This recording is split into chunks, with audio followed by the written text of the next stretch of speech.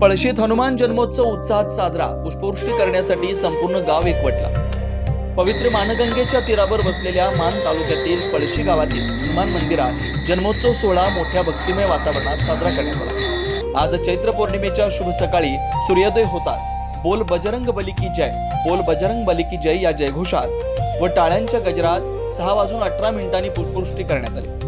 श्रीराम नवमी ते श्री हनुमान जन्मोत्सव हा हनुमान जयंतीचा कार्यक्रम ग्रामस्थ मोठ्या उत्साहात साजरा करीत असतात। मंदिरात आरती, भजन, कीर्तन सेवा अखंड सुरू होते। यावेळी गावातील आबालवृद्धांसह सर्व मान्यवर नागरिकांनी मोठ्या संख्येने उपस्थिती दर्शवली। अलोट गर्दीनं मंदिर परिसर फुलून गेला।